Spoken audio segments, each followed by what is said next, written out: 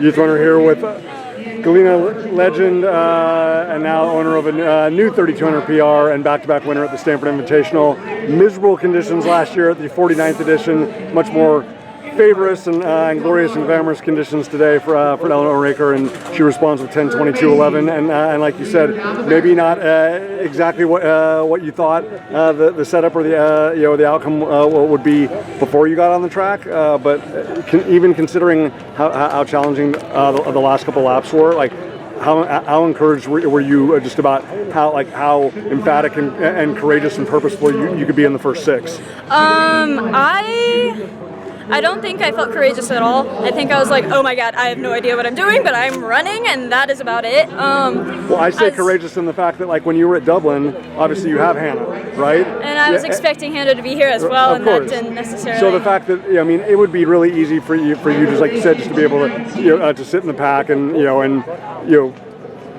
prevail in like 35 or 40 or whatever like that. So I say courageous in the fact that it's like that you created an opportunity, even if the opportunity that you thought was going to be there with you and Hannah was not there. Yeah. I mean, I guess in the sense I was courageous. I really didn't think it at the time, but I guess I was. It felt really smooth, and I think that's like kind of what encouraged me. I went out at 73, and I was like, usually I'm running this and I'm dying, so let's just see what I can do. I did fall off the last 4 laps, which hopefully when I go to Arcadia I can fine-tune that a little bit and keep up the same consistent pace. But I'm really happy with the way I performed today, and I just gotta keep the front fast and keep the back half a little quicker. But obviously, Eleanor, I mean, like when you're healthy and you're feeling good, I mean, obviously, like, we know that as it gets into the heart of April, a la Arcadia, and then obviously, postseason in Nevada and outdoor national meets, like again, as long as you're healthy, like it's going to continue to build. So the fact that you've already had 10:26 at Dublin and 10:22 here, not just because of the times, but the fact that it was presented with two totally different setups for you, and you were adaptive, you were resourceful. Like, how encouraging is that? Because I know that the fitness and the closing speed will take care of themselves. Yeah, no, it was super encouraging, and it was super awesome to have the support of not only my mom being here, which, holy cow, girl's a powerhouse. I don't know what I would do without her, but having the support of my team here, or my future team at Air Force Academy. Absolutely. What is that like when you're around and you get to see Coach Laura and you get to see Coach Ryan and future teammates and whatnot? What is that energy like for you now? In the past, where you were just hoping to be able to make sure that you were on people like there and so many other radar, and now it's like, okay, we've like that, that's taken care of. We've got the next chapter, but to be able to really be present and celebrate this chapter, for as long as you get to.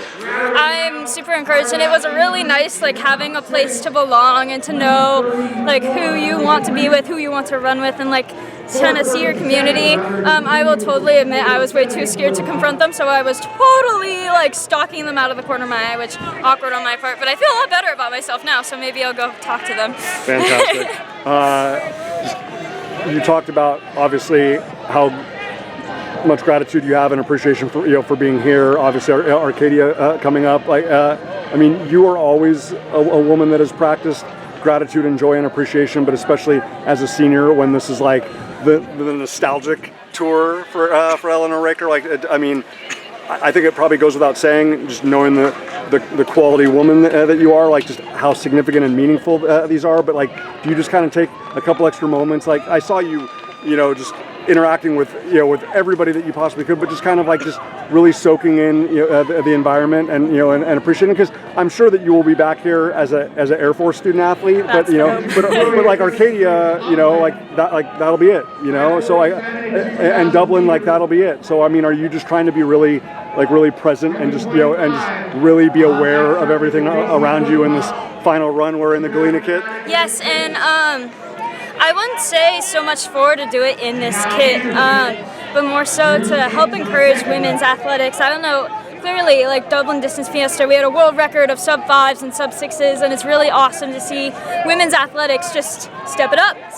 And it's my freshman year, I won Nevada State easy peasy. It was kind of a breeze in the park, but now I kind of have to battle for my title, and I'm really like loving that. I love that running for women has become an outlet and that we can be excellent at something. I feel like we're always constantly shoved over the rug, and not to mention I have not had a great experience with team in the high school scene. Right, I know. And just really being there to support others who might not necessarily have the support that others have, and I really want to emulate one of my, not teammates, but one of my fellow runners at Spanish Springs, Cambry Felsted. Yeah, 100%. She's always been there with me through thick and thin. Actually, last year I had a little bit of a mental breakdown, and I was going to quit running, and I was not going to go D1. And so just seeing, like looking at my past self and being here now, I'm super proud that I'm here, I'm competing, and I'm doing the best that I have ever. Absolutely. I'm so glad that you brought up Cambry, and obviously not only your friendship, but just that sisterhood, that support. Obviously, for several years we got to appreciate her and you and Amaya. Obviously now with the two of you, like, just what do you, like you said that you want to create an awesome platform for women. You want to create the right amount of attention and acknowledgement and respect and and recognition and appreciation for women. But what do you hope also that like the three of you collectively have done to inspire that freshman that's coming in, or that sophomore or whatever, to be like, yes, you can. Like, it doesn't matter if you're in Northern Nevada, Southern Nevada, or any point in between. Like, you can come and race against the best in California. You can race against the best in the country. And you can be at that level. What do you hope that you, Cambry, Cambry and Amaya have been able to create as far as just that belief for the next group?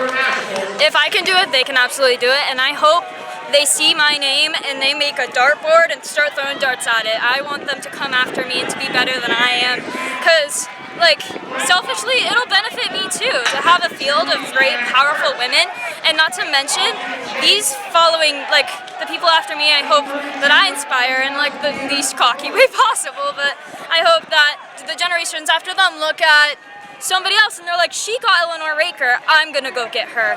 And those records are just falling left and right, and I really hope that's what happens. Most definitely. Well, it took a long time for us to get from the Lawrence sisters to this terrific trio, but we hope it's going to be a much shorter span of time before those records keep rolling over. But Eleanor Raker's place among the all-time legends in Nevada high school distance running is more than secure. Backed it up again today. Lifetime best 10:22:11 here at the 50th Stanford Invitational with consecutive victories. Look forward to seeing you at Arcadia. Congratulations. Thank you.